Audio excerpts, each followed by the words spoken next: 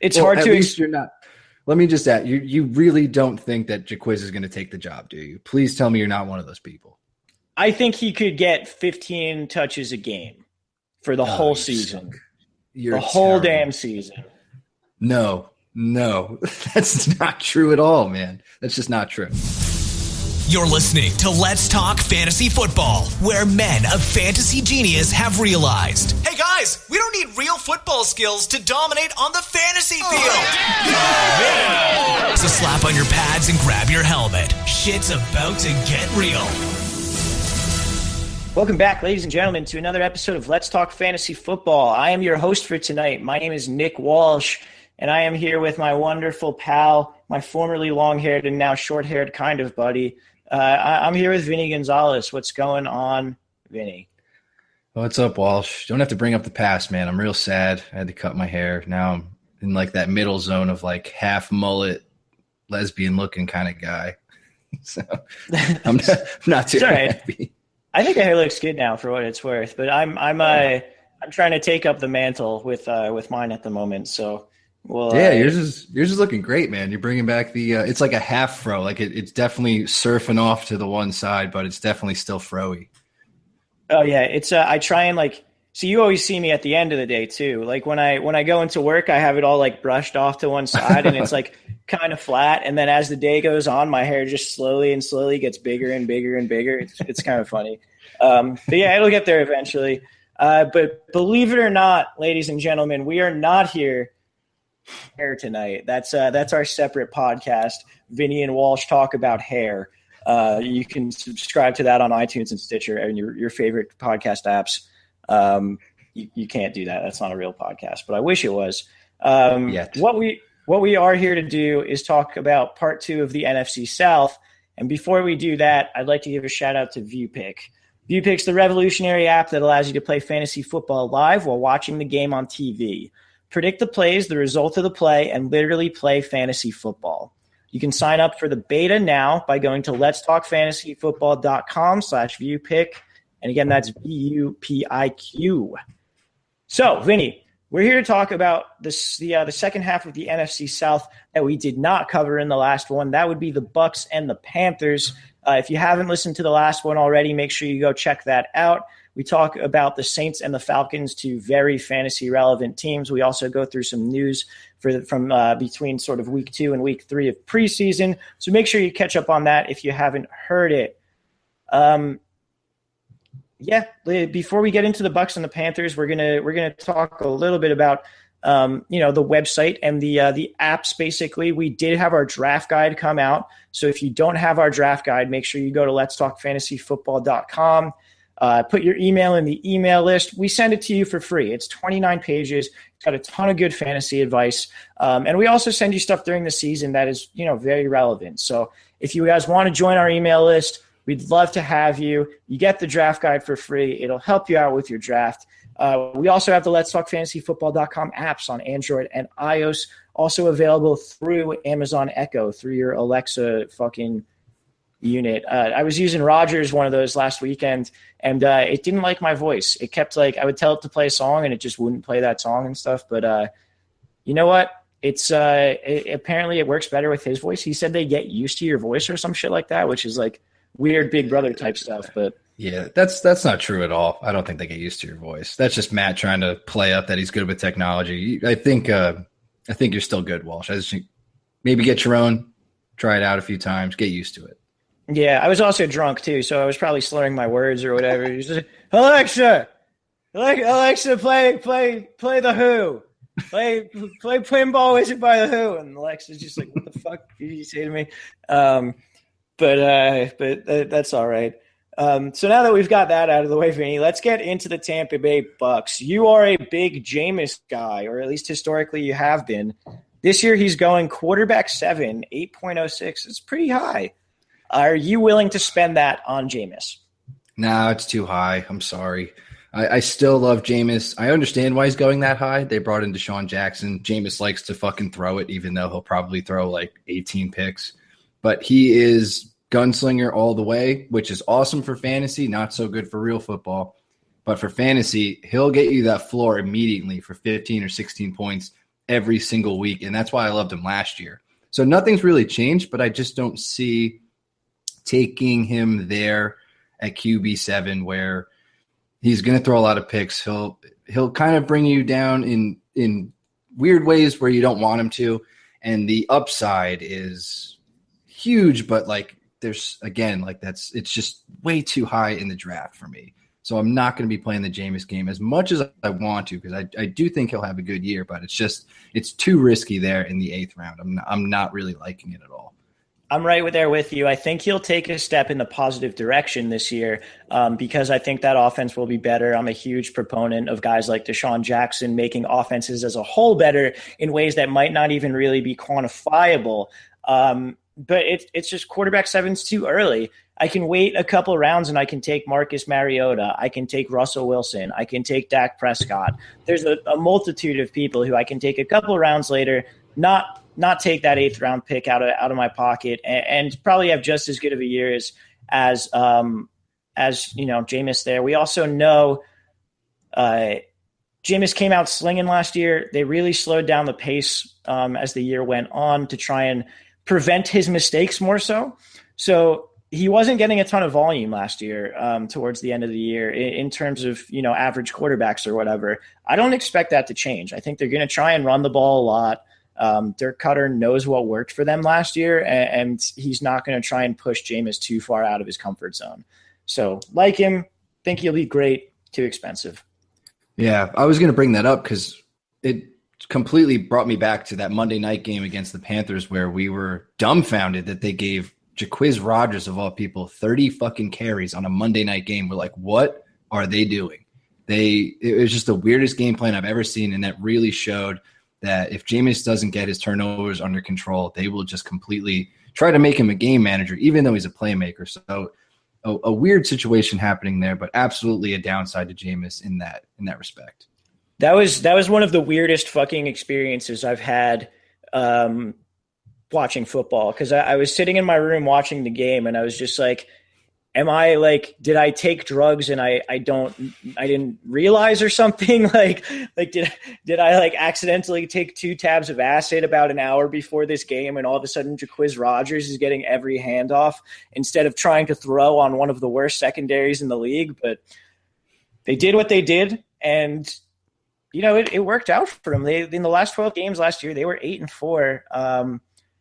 It's likely that they're going to keep doing that. So you know what? We brought up Jacquizz Rodgers. Let's go right into the running backs before the pass catchers.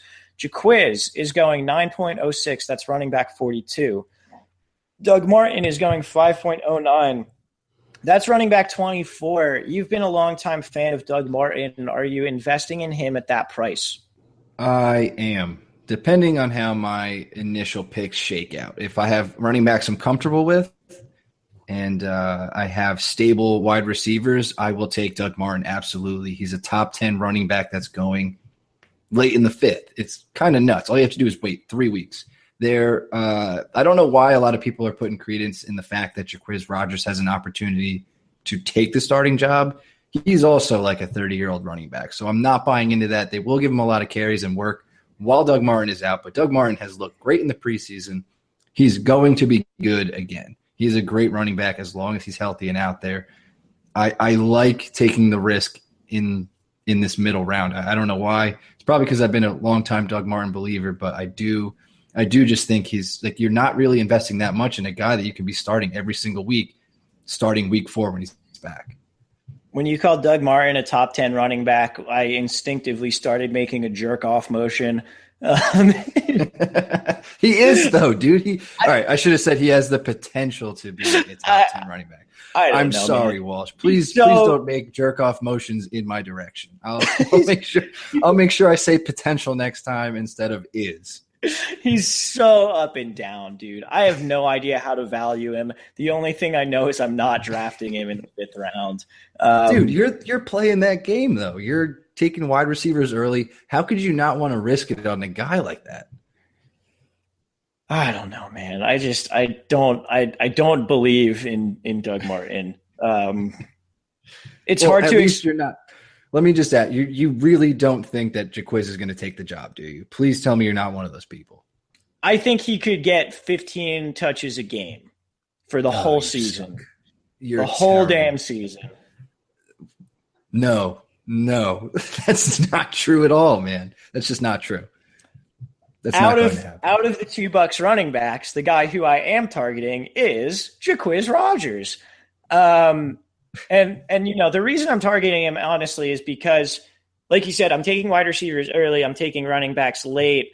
With those running backs late, sometimes your second running back ends up, the second guy you take is a guy who you're not sure of his workload week one. So what Jacquizz Rodgers does on those teams where, you are, you're kind of taking those later running backs is he gives you a couple weeks to figure out maybe who your number two running back is going to be for the rest of the season. Because you have a couple weeks to just start Jacquizz Rodgers and say, hey, this guy's going to touch the ball at least 22 times this week. I'm going to plug him in for the first 3 weeks. And then from there, it is what it is. In the 9th round, I think that's a very fair price for the opportunity to have consistent production for 3 weeks and also see how the rest of your running backs shake out. Shut up. No, you're completely right.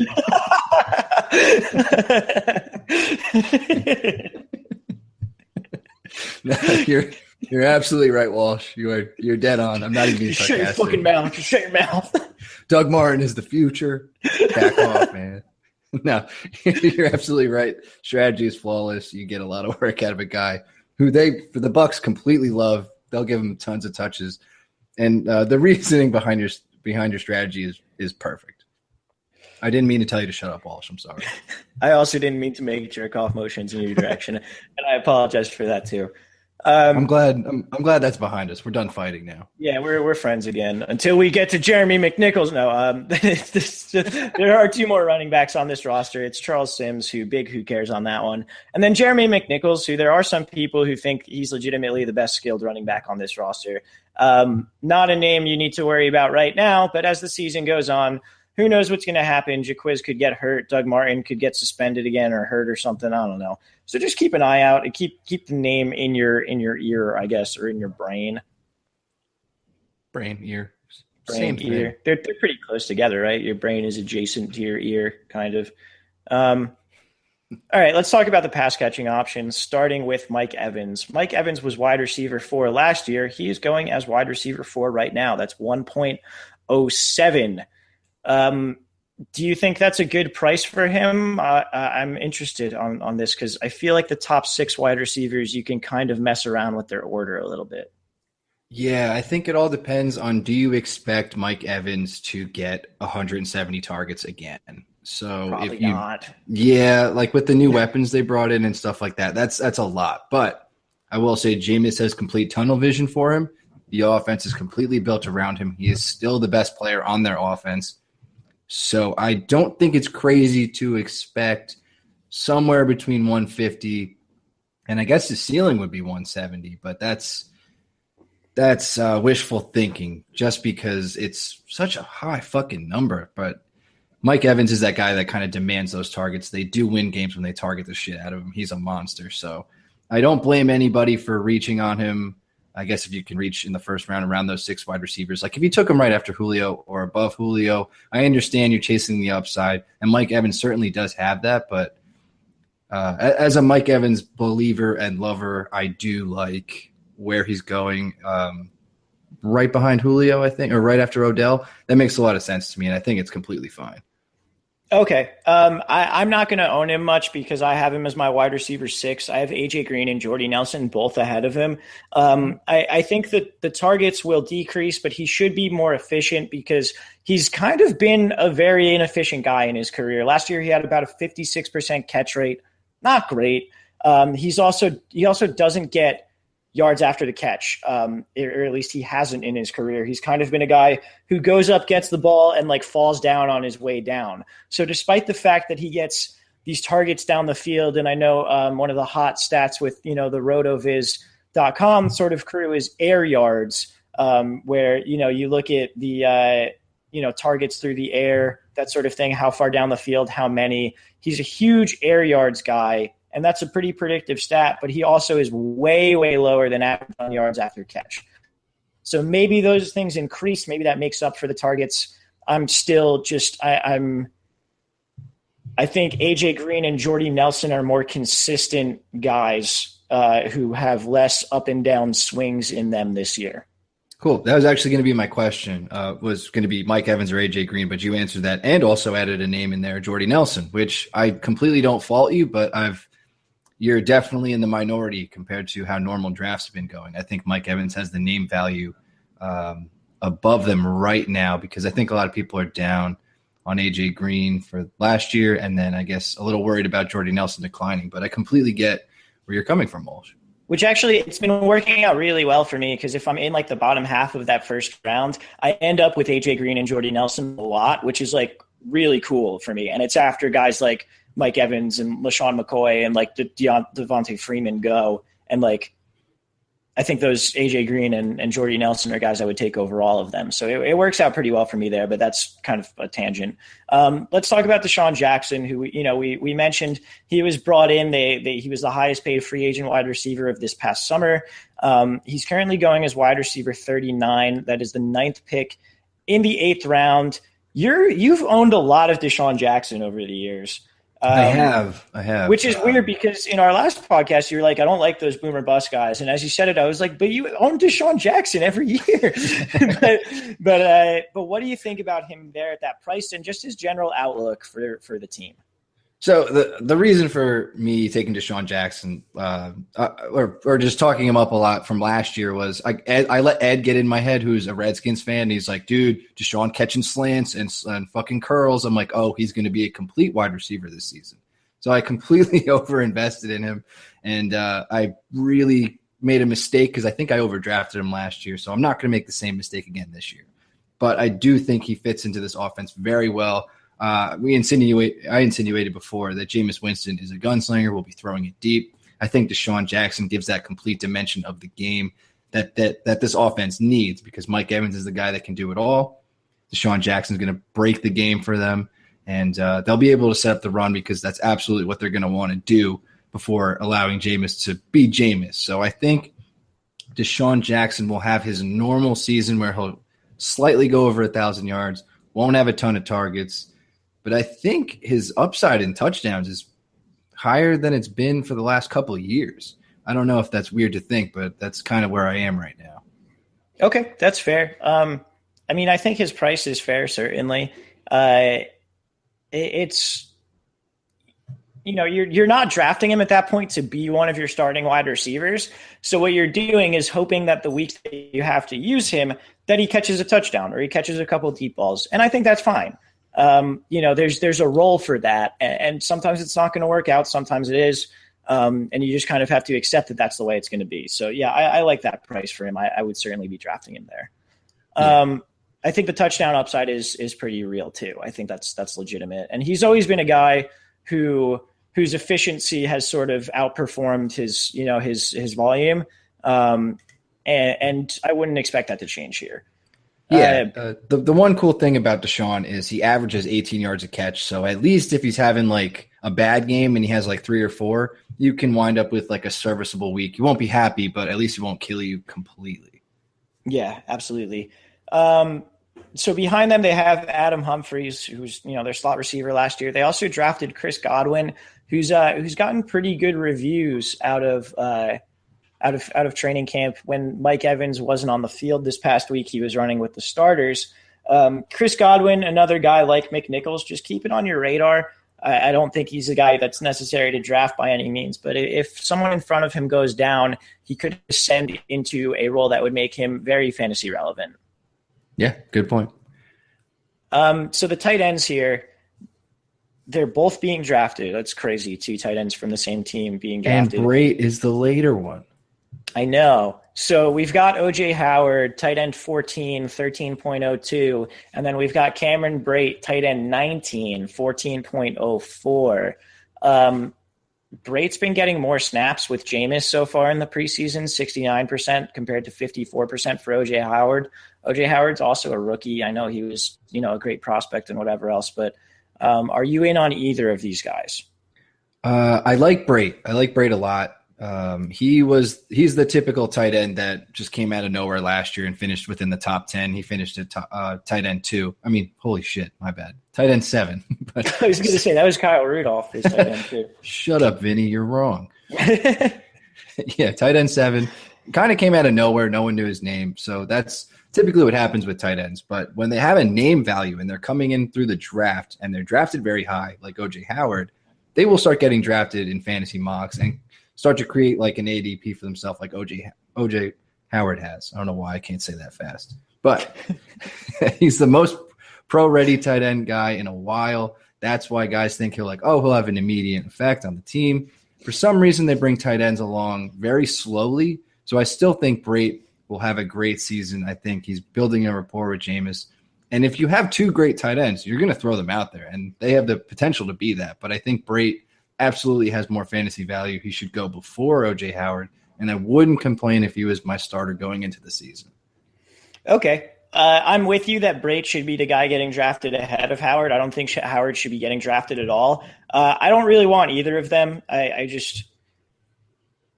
I'm not sure that either of them are going to be able to sustain starting fantasy tight end production. I'm going to get pissed when Howard catches touchdowns and I'm playing Brate. I know tight end is just like a dumpster fire of a position a lot of the time, and you may end up just like having to start Cameron Brate on certain weeks. I'm not going out of my way to draft him, certainly. Yeah, I mean, that's the cool thing about Brate is you definitely don't have to. He's down at the bottom where we always talk about the guys we like. That is very true. You can throw him in that fucking roulette wheel and give it a spin. That's it for me on the Bucs. You got anything else with them? That is it for the Bucs. All right, we'll be back with the Carolina Panthers, but first, a quick word from Vupiq. This year, dominate your friends with free play-by-play fantasy football from Vupiq. Vupiq is the first play-to-play fantasy football game where you crush your friends from the comfort of your own couch. For the first time in fantasy football, you must think like the players and coaches on the field as you predict the outcome of every play. Visit Vupiq.com, VUPIQ.com, and sign up now for an invitation to beta test.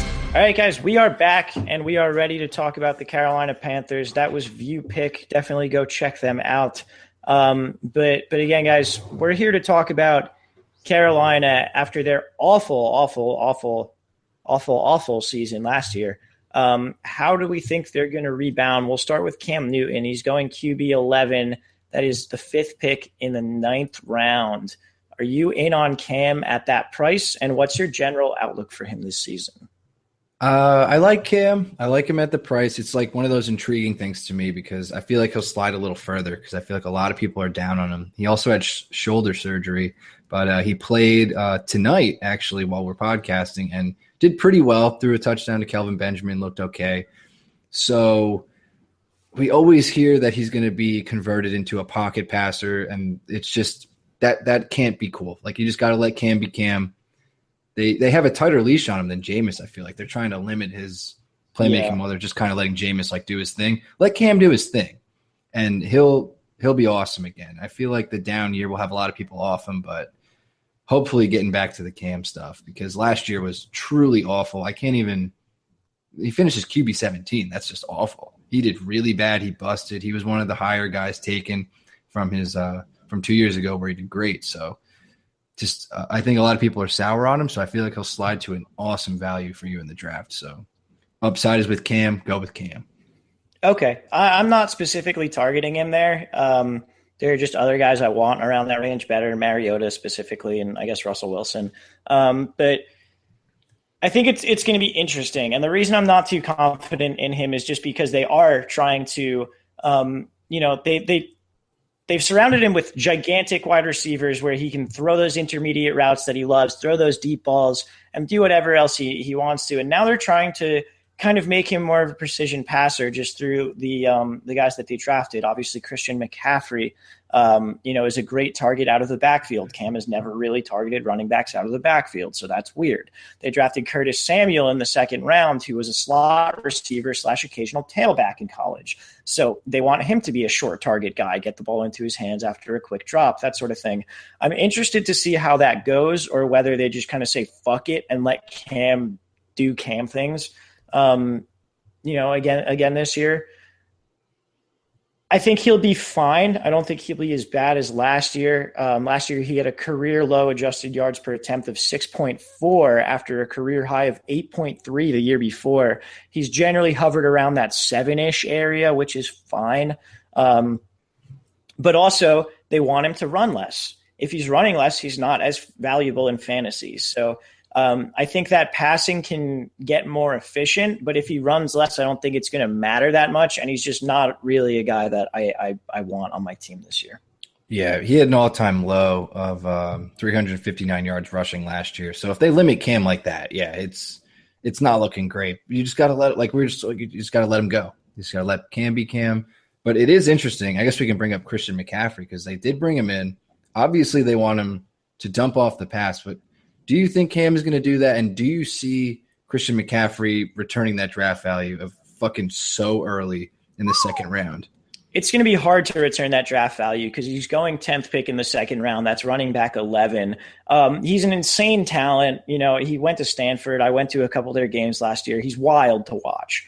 But I mean, he's going to be in like a 60-40 timeshare with Jonathan Stewart, and he's going to get the third down work, and that's fine.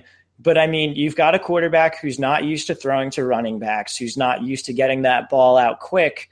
It just doesn't play to his strengths. And man, I would be nervous taking him as high as he's going. Yeah, I'll admit I've been, we were super off him to start the season for the reasons we just said.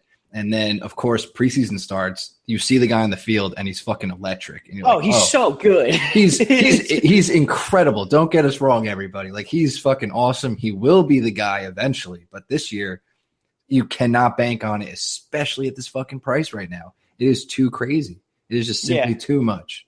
I mean, say you take him end of the first round. So, like, he's going 210. So, like, maybe you drafted – or, sorry, end of the second round. So, maybe you drafted, like, Antonio Brown with your first pick or, like, Le'Veon Bell or David Johnson. And, like, that's great. But then you're going to say the next guy on my team is a fucking rookie running back in a timeshare? Like, no. Yeah, no, not at all. Especially when that turn could be something that can make or break your team, and you're breaking it, I think, when you take Christian McCaffrey. He's not going to be a guy you can depend on week to week. It's going to be fucking terrible to own him. Yeah. So I think we can both agree on that. Yeah, absolutely. Now, how far down, like, say he slips and you're sitting mid-third round or maybe early fourth round, like, how far down do we have to go for you to be like, yeah, I'll snag up Christian McCaffrey here? Man, like, where Joe Mixon is going, like late fourth, early fifth, like that, I guess, is okay. Like, obviously, like, the talent is there for both of them. I put them in the same kind of area this year. It's just they have the ability to be the guy. It's just not happening this year unless injuries, which you cannot bank on, and just the opportunity will not be there yet. That is all, and you really can't just take the guy and say he's fucking awesome, and then he'll be on your team completely weighing it down because you cannot depend on them. So somewhere in that realm, but really the risk is it doesn't benefit anybody when you're taking him in the fucking second round. Yeah, that's fair. I think I would be willing to take him in the fourth. But again, I'm not normally drafting running backs in the fourth. So it's just probably not something I'm going to be doing is owning Christian McCaffrey too much. Let's talk about Jonathan Stewart, who is still there. And like we said, he's going to get a significant amount of time. I don't have the data on tonight's game that happened, while we were recording, but in the first two games, with the first string units, McCaffrey had 13 snaps. Stewart had 11 snaps. So this is going to be not an even split, but at least to start with, close to a 50-50, 60-40. Maybe by the end of the year, we're looking at 70-30 type split. Now, Stewart last year was a plotter. He averaged under 4 yards per carry. He was kind of saved by some touchdowns, and I think that's going to be the thing with him. You're drafting him as running back 45 in the beginning of the 10th round. You're drafting him as a bye-week fill-in who you're hoping scores a touchdown, and that's fine. Yeah, absolutely, especially this late. Like you said, he's in a 60-40 timeshare, and even though he is a guy that's not going to break out the crazy yards, he will still have the touchdowns. I think 6 is probably his floor, and that's incredible if you're getting him in the 10th round. I feel like In more competitive leagues, he'll be a guy going in like the 8th round. I feel like he's worth that stretch to get him because 10 is way too cheap for Jonathan Stewart in this situation that he's in. I feel like McCaffrey has taken all the hype clearly straight up to the top of the draft. But as you were alluding to before, tonight, actually, Jonathan Stewart had 5 carries for 39 yards. Christian McCaffrey had 7 for 21. So we're probably just going to see more of the same throughout the season. I mean, Stewart's probably going to get the first crack every single game, and then they'll throw in McCaffrey, try to see if he can make a play or, see if Cam will hit him in the backfield for some kind of screenplay, something like that. I just feel like Stewart's an immense value right now, being incredibly overlooked by pretty much the entire fantasy community right now, and they should probably appreciate where he's going, especially for guys like you, Walsh, who center your draft around taking wide receivers early and picking up the scraps of running backs throughout the mid and late rounds, because Jonathan Stewart's a guy that could pretty much keep your team afloat if you're banking on wide receiver production. Yeah, no, absolutely. And we were talking before how they want Cam to run less. That includes running less in the red zone. So if they're lining up inside the 5, it's going to be Stewart, and they're likely going to find runs for Cam where he just dives into the end zone. So that's kind of another thing in his favor. Not to get too speculative, but Cam's not the most accurate short passer, and like I could totally see McCaffrey sitting down in the middle of his zone and getting led the wrong way right into a fucking middle linebacker and getting crushed. Oh. But I mean, that's extremely speculative, but like it's just, I can see like the vision in my head of it happening. And then Jonathan Stewart becomes, the guy getting the 75 or 70% of the work, in that offense. So I'm just saying there's upside in that 10th round pick with him, particularly touchdown upside. Behind him, they still have Cameron Artis-Payne. They still have Fozzie Whitaker. You don't need to worry about either of those guys unless one of the first 2 gets hurt. Yep. Let's talk about the wide receivers. We've got Kelvin Benjamin. He scored a touchdown tonight. He scored a touchdown in their second preseason game. He is 5.02, wide receiver 25. That's risen a little bit recently. He was closer to wide receiver 30 a couple of weeks ago. It might rise again with him getting another touchdown tonight. So with Kelvin Benjamin apparently on the rise, what do you think about that? I liked him as a value, and now I'm starting to come off him again because it's kind of one of those guys where drafting late is a pain in the ass because you have to – it's awesome because no one gets hurt, but the closer you get to the season, the more opportunity guys see in the preseason to make their ADP rise. Kelvin Benjamin is the epitome of that right now. He caught 2 touchdowns in a row preseason games. Everybody called him a piece of shit because he had a bust of a season last year, but so did the Panthers as a whole. So I was pretty much banking on Kelvin having a huge comeback year, and I still will. It's just, will I pay that price in the 5th round now? Who knows? It might eke into the 4th.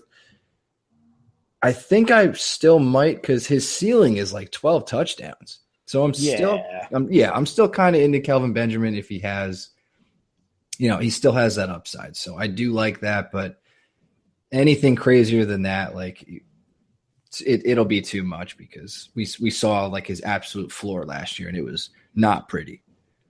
Yeah. I mean, he's been one of these guys in his career who's when he finishes the year, you look at his season and you're like, that's a pretty good season, but it's very inconsistent. Last year he came out, had 2 huge games, 3rd game didn't have a catch. He's a little difficult to predict, which is frustrating. And we tend to forget that in the offseason when we're not right in the middle of it.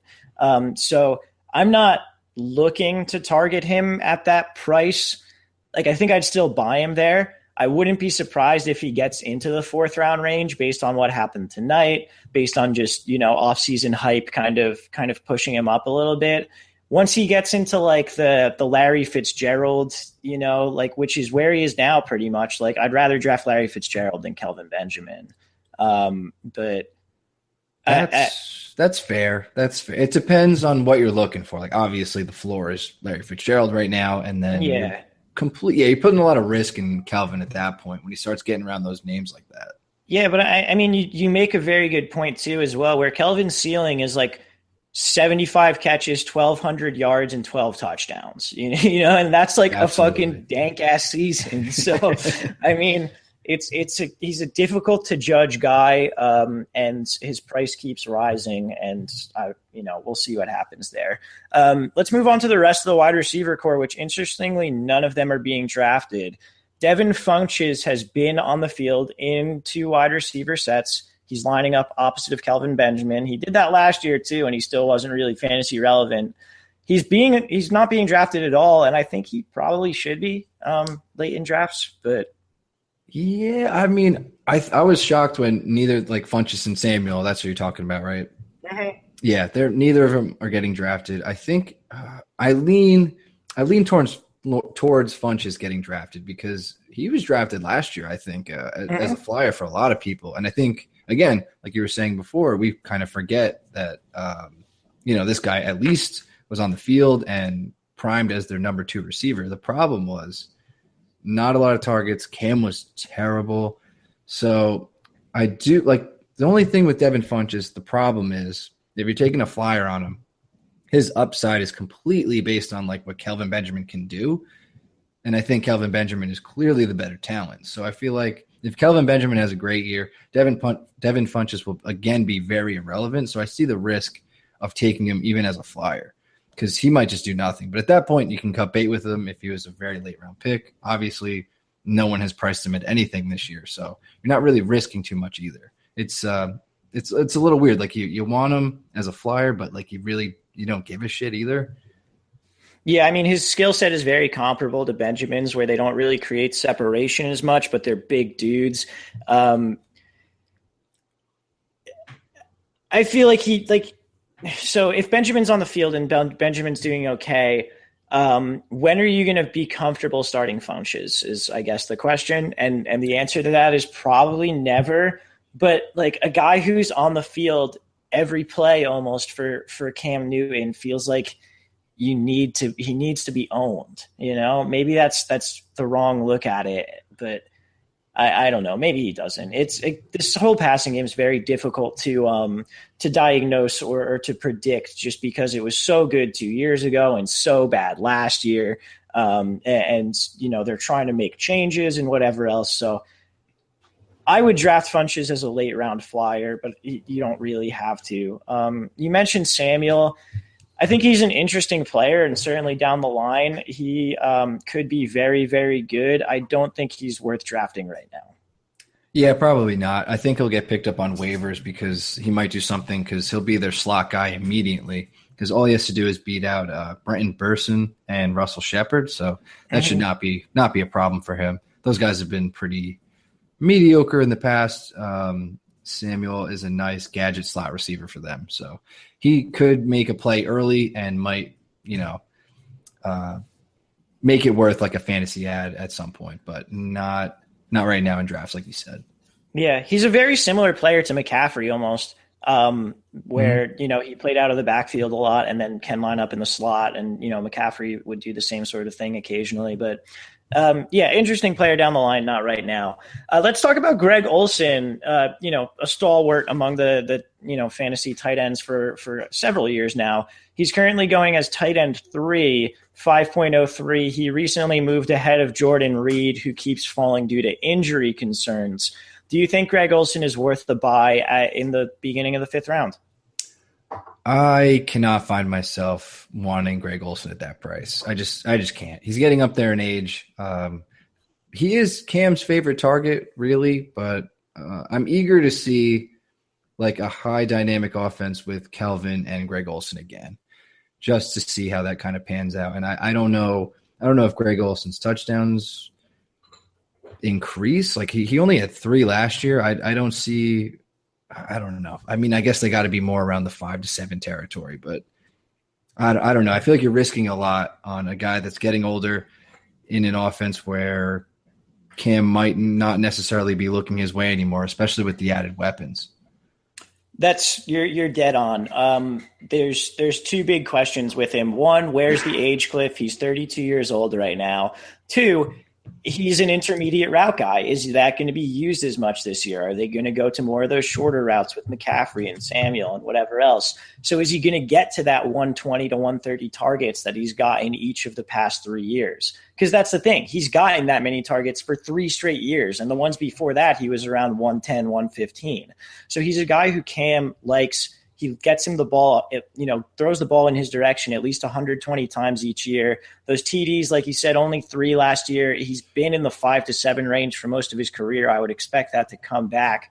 But where's that age cliff, and how does the offense changing really affect that? That being said, I could buy him there. I could get him in the 5th round and be cool with it. Shit. I think I'd rather have Jordan Reed, honestly. That's fair. I mean, the upside is way, way fucking higher with Jordan Reed. Greg Olson's sort of like old reliable, where normally these old reliable type guys, you see their discounts get bigger because people are like, who cares? He's just this old tight end. And then you end up getting like Jason Witten in like the 12th round and he has a good season or whatever, But not that that's a thing anymore. But there's not really that discount for like the old guy discount that you see with a lot of players. So maybe it is a little bit too high. I'd be much more comfortable if he was back end of the 5th or early 6th. But, that's with anyone. I'd be much more comfortable if they were going around later. So it's like, it's such a fucking overused thing to say. Just, oh, man, I wish he was going a couple picks later. It's like, yeah, fucking duh. I say that so much. Oh, yeah, no, we all do. It's like a crutch that we all fall back on. But when you really think about it, it's like the fucking dumbest thing in the world. It is really stupid. Hey, if this was a lower price TV, of course I would buy it, but not at this price. Yeah. But anyway, I think I'd be willing to invest, basically, is what I'm saying. I think I'd be okay with it, but I'm not going out of my way to do it either. Yeah. You're buying him at his ceiling, which is tight end 3, which seems to be his ceiling. So you're right. Yeah. Like I can't do that. I just can't. Yeah, you know what? You're right. You're buying him at his ceiling, and you should never buy players at their ceilings. So you know what? You're absolutely right. That's the simplest terms you could possibly put it, and the completely correct terms. Yeah, there's no way he finishes higher than tight end 3, right? I don't think so. With Gronk, even Graham coming back, Kelsey. Jordan Reed always has. Yeah, Kelsey, of course, automatic top 3. So yeah, dude. Fucking Austin Hooper. Austin Hooper's going to be 1. Sorry, did I say Gronk? Followed shortly by Ebron. Yeah, Greg Olson's out of the top 10, actually. Fuck. Yeah, no, it's I think that's the simplest way of putting it, and you're completely right. You're buying him at his ceiling at tight end 3, and that's generally not the best strategy to draft players at their ceilings. So don't listen to me, listen to Vinny on that one.